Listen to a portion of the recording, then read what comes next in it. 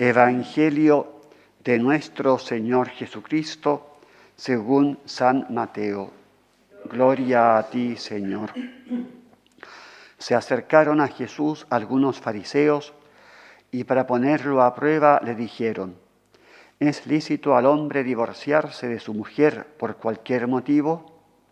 Él respondió: ¿no han leído ustedes que el Creador desde el principio los hizo varón y mujer?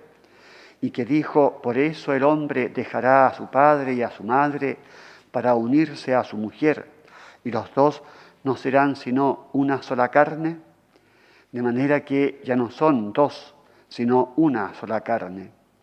Que el hombre no separe lo que Dios ha unido. Le replicaron: entonces, ¿por qué Moisés prescribió entregar una declaración de divorcio cuando uno se separa? Él les dijo: Moisés les permitió divorciarse de la mujer debido a la dureza del corazón de ustedes, pero al principio no era así. Por lo tanto, yo les digo, el que se divorcia de su mujer, a no ser en caso de unión ilegal, y se casa con otra, comete adulterio. Sus discípulos le dijeron: si esta es la situación del hombre con respecto a su mujer, no conviene casarse. Y él les respondió: no todos entienden este lenguaje, sino solo aquellos a quienes se les ha concedido. En efecto, algunos no se casan porque nacieron impotentes del seno de su madre, otros porque fueron castrados por los hombres, y hay otros que decidieron no casarse a causa del reino de los cielos. El que pueda entender, que entienda. Palabra del Señor. Gloria a ti, Señor Jesús.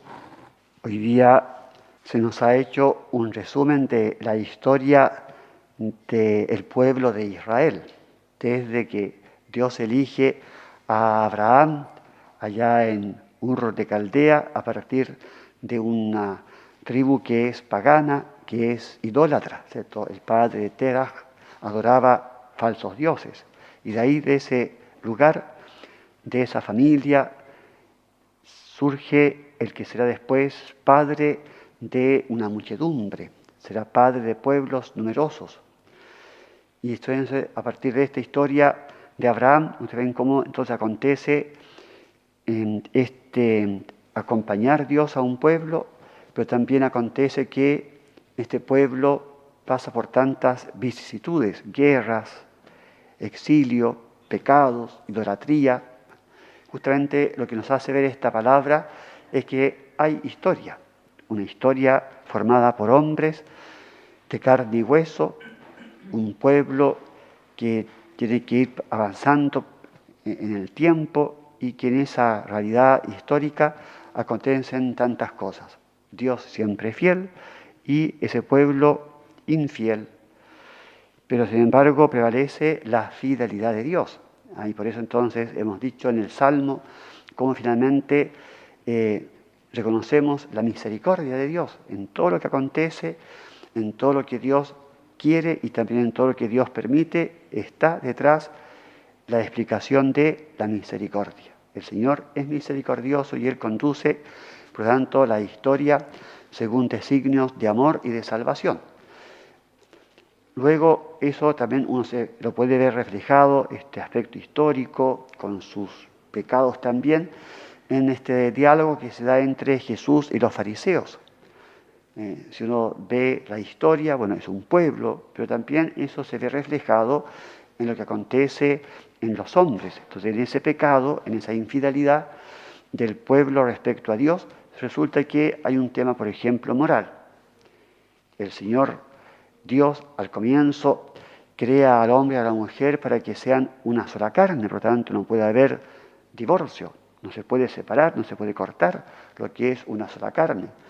Pero por la dureza de corazón de este pueblo, por la dureza de corazón de los judíos, entonces Moisés toleró, aguantó que hubiese esta perversión de que los hombres pudiesen repudiar sin más a la mujer.